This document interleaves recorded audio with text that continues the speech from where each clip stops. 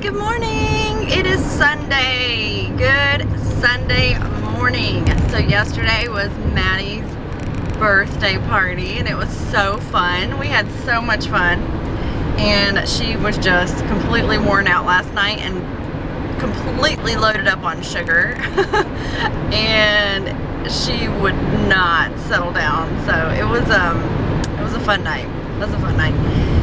I didn't do a lot of vlogging yesterday. I know that probably most of my family do not really care to be, you know, videotaped and stuff like that. So I try to be really respectful of that and just really not pull out the camera all that much. But we had so much fun. She was just the cutest thing. She loved her birthday cake and just everybody kind of oohing and ahhing over her being 3. She loved it. So we had a lot of fun. I made crockpot pulled pork barbecue.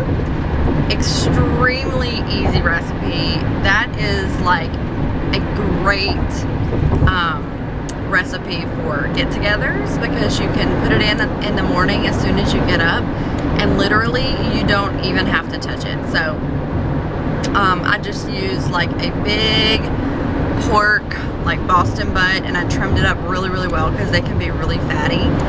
And just get one of the like crock pot season packets you can find, like where all the seasonings are, like the taco seasonings and everything.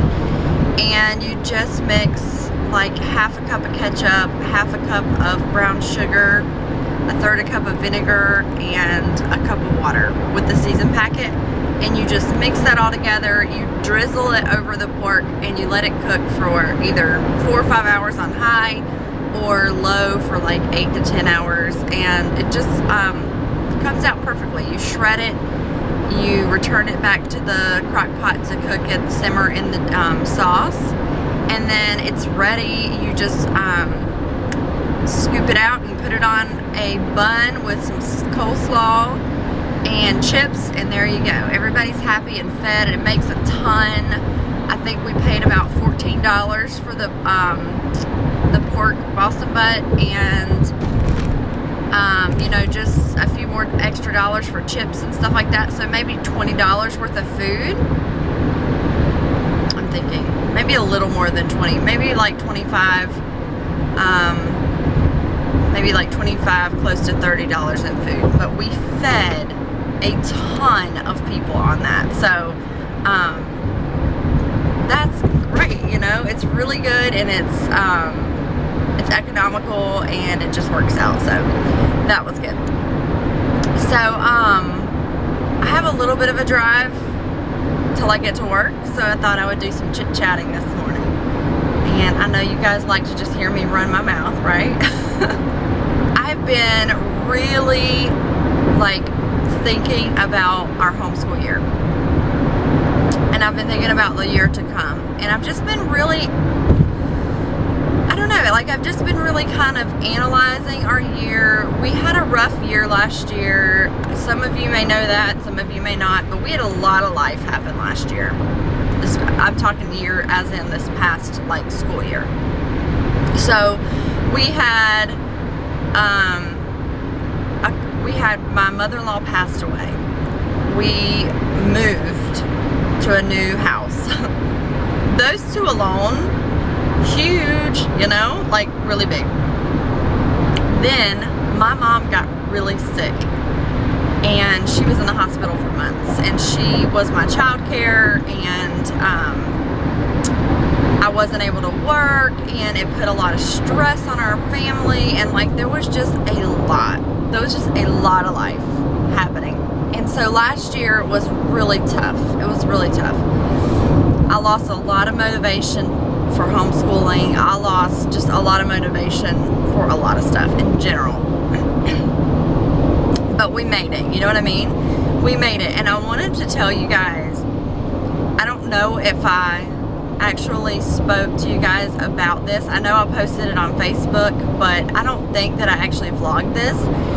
But Jacob took his Stanford 10, his standardized end of year test, and he scored so incredibly well on this test. I was blown away considering how rough I felt our homeschool year was. So he actually scored post high school in science. He scored mid 9th grade on near like 8 to 9. He scored high school level in like 4 or 5 different areas. He scored a year above where he should be in several others, and there was like 2 areas where in math where he sort of fell just a little bit below. I know he struggles with some math concepts. He's just like his mom. And so I am perfectly fine with that. We're just working at a little bit of a slower pace, maybe with math, and kind of going back over and reviewing some concepts. Overall, I could not be more proud of his test results. Like, I am just so proud of him. And it just goes to show you that even if you feel like your year is not going well or did not go well, you had a rough start, you had a rough end, whatever it may be, you know, keep trucking through. You know, your child is getting something. Your child is getting something. And him being a part of the challenge program, Jacob had to take a lot of initiative this past year, do a lot of work independently, which is expected of them, but I felt like he did a lot more than he probably should have independently. And just that program, I cannot speak more highly of. The challenge program with Classical Conversations that he's a part of is incredible, and it is challenging. It's very challenging. It's challenging for the student, it's challenging for the parent, but it is so worth it, because I have no question that that is why he scored so well on that test. I mean, the sheer amount of books that he read last year is enough to show me that, you know, we made some serious progress, because, you know, he read a ton of books and he just did so much. So I'm just really proud of him. But it did get me thinking. I've just been thinking a lot about our year, and not only just the life that happened to us, but like some of just the way I did things last year. I think I created some unhealthy habits for myself and unhealthy habits for my children. Time for coffee. And I hate that I did that, because, you know, it's always hard to break those habits and change standards. So, I'm going to share with you guys some areas where I feel like we created bad habits, and some areas that I really want to set different standards for our homeschool for this coming year. So number 1 is schedule. I feel like we need a more strict schedule. I went with the flow this past year. I just really just kind of I was just really relaxed, really just kind of go with the flow about most everything, and that's okay to a point, but we need some more structure to our day. So there will be a bedtime implemented, and there will be a wake-up time implemented, and I don't want it to be unrealistic for us, because we are kind of night owls.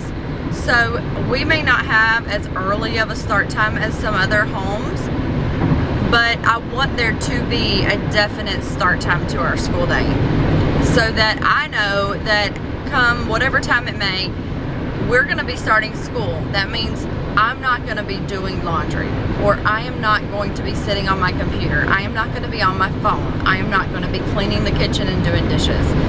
We need to have a definite start time to our school day, and there needs to be a definite bedtime for Jacob especially, because I was really lenient with his bedtime this past year.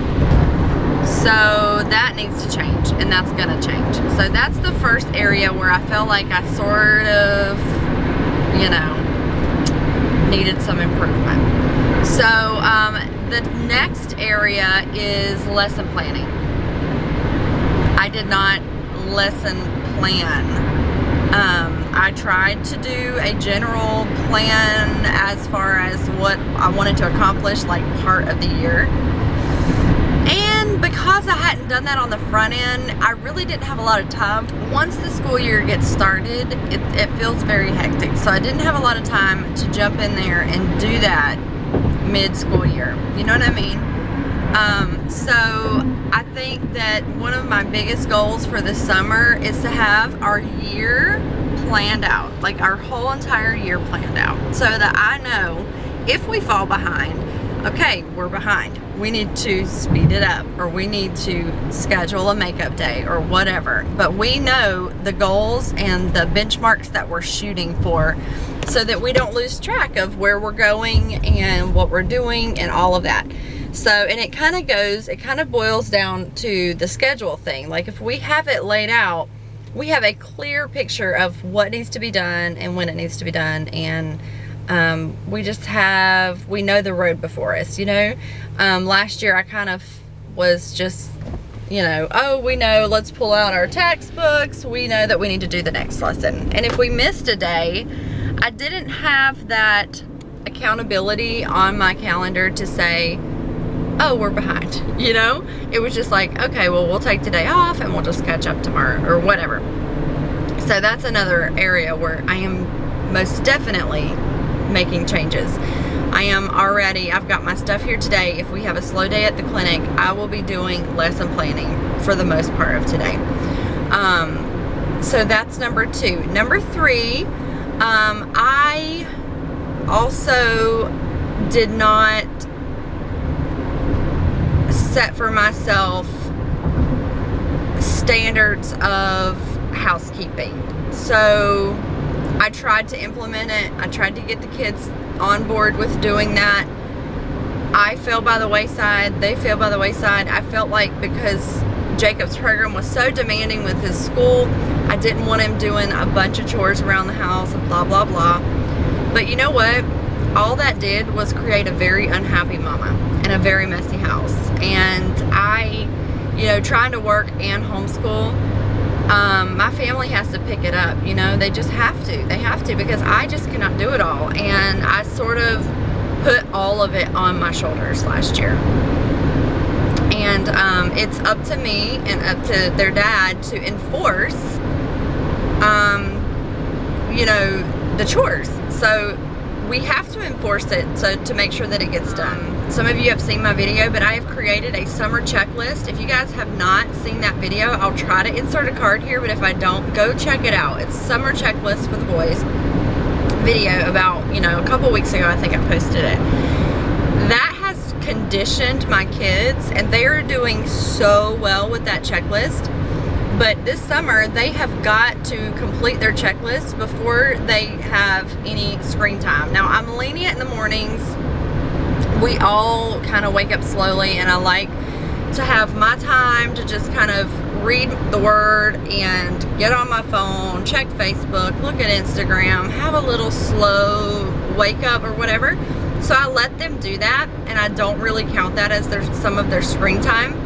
But I have to make sure that there's a limit on that, because if I don't, that morning screen time, it just, you know, they drag it out. And I'm like, oh, what are you guys doing? You know, you got to get your chores done before you have screen time. So I need to set a time limit on that. But in the summertime, it's hard to do because we're all waking up kind of different times. So, what was I saying? Oh, chores. There will be chores, and there will be specific things that have to be done on specific days, whether I am here or not. So that's that. Housekeeping. I found that last year my house sort of stayed a mess, and during the homeschool year, if my house is a mess, I don't focus at all, like, well, and I'm irritable because I feel like I can't start school until my house is clean. You know what I mean? I mean, it doesn't have to be clean, but tidy. So, yeah, I'm not going to drag that out, but you guys know that was an issue. Let's see. So we have wake up time, lesson plan, household chores schedule. And then the other thing is a personal one for myself, limiting my interruptions throughout the day because I'm very distractible. So limiting my phone calls, limiting like the access that I have to my phone, not checking it all the time, not being on my computer.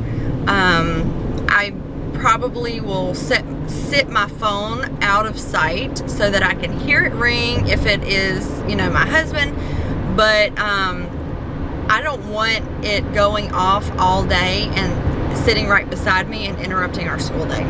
So that's another huge one that I failed miserably at last year. I recognize that this year, and I'm going to strive to make improvements. So limiting my distractions is huge. The other thing is making sure that every single day we start the day off with a Bible study and prayer. We fell by the wayside with that as well. We tried to do daily devotions. That did not happen every day, but it happened a good bit. But I want it to be, you know, something that my family, my kids can count on every morning. We will have breakfast and we will have a Bible reading and devotion or prayer or whatever it is that we're working through at that time. So that we get our day started off right, on the right foot. That kind of leads into my next point and goal for this coming year is to have a better attitude. And I think that when you do start the day off in the Word, you can have a better attitude about things. So I was irritable a lot last year, and it made me very unhappy to be that way. And it made me feel really sad for my kids when I was impatient with them. And I really had a lot of guilt about that. And a lot of that was just life and life stress, but a lot of it was because my priorities were not where they needed to be. And I did end up fixing that, you know, and we took a step back from, you know, all of the vlogging every day and the uploading and everything. I was overloaded and my priorities were just out of whack. So anyway, I really want to have a better attitude.